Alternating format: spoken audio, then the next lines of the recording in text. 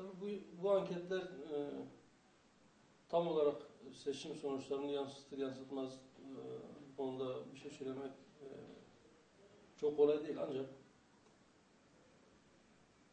özellikle ulusal kanalların partimizi görmek istemeyen bazı basın kuruluşlarının yaptıkları anketler de gerçekleri yansıtmıyor.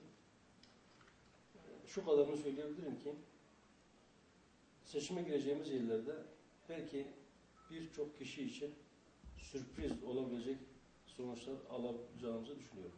Van teşkilatımızı ziyaretimizin sebebi de aslında seçimle ilgili çalışmalarımız.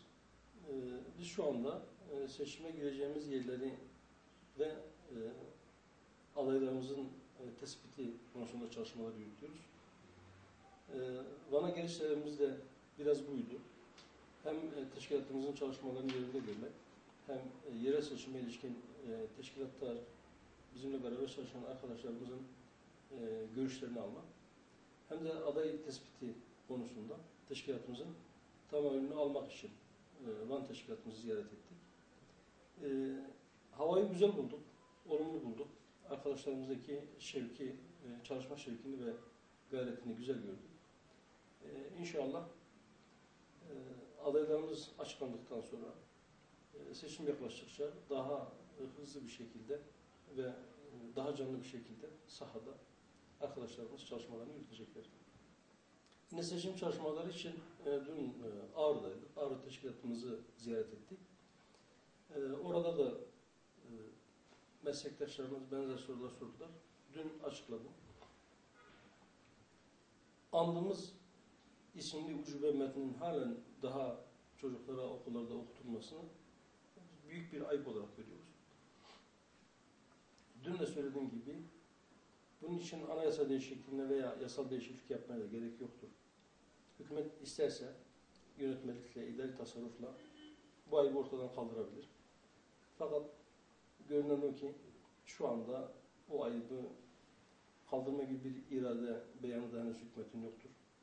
Bizim benzer nitelikte başka taleplerimiz de vardı. Ne mutlu Türk'üm diyene yazmışlar koca koca beyaz harflerle. Bu ayıpların giderilmesi lazım. Ana dilde eğitimle ilgili olarak geçen haftaki gündem değerlendirme basın açıklamamızda da belirttik. Özellikle hükümet sözcüsü Sayın Bülent Arınç'ın ana dilde eğitim isteyenlerin Irak'a gitmesi yönündeki tavsiyesi, yurt dışında adres göstermesi çok büyük bir ayıptır. Daha önce de başörtüsüyle okumak isteyen öğrenciler için benzer şekilde başörtüsüyle okumak isteyenler gitsinler İran'da, Arabistan'da okusunlar veya orada yaşasınlar şeklinde çıkışlar olmuştu. O gün bu sözleri yadırgayanlar bugün ana dilde eğitim hakkı istiyorlarsa, Kürtçe eğitim istiyorlarsa gitsinler Irak Kürdistan'da eğitim alsınlar demeleri gerçekten düşündürücüdür. Akla ziyan açıklamalardır.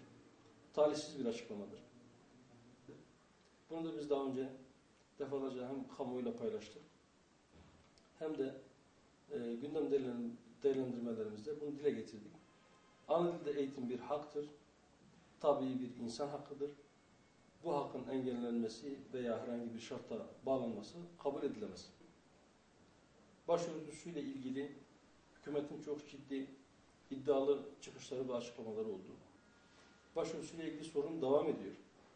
Sadece üniversitelerde veya sadece İmam Hatip liselerinde ya da düz liselerin seçmeli Kur'an-ı Kerim ve siyer derslerinde başörtünün serbest bırakılması, başörtüsü sorununun çözüldüğü anlamını taşımamaz. Van depreminden sonra çok ciddi yaralar aldı.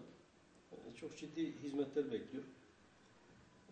Deprem öncesinde de sonrasında da Van'ın hak ettiği hizmeti alamadığını düşünüyoruz. İnşallah hür kadrolar bu görevi yüklendiklerinde Van şehrimizde, Van halkı da hak ettiği hizmeti alacaktır.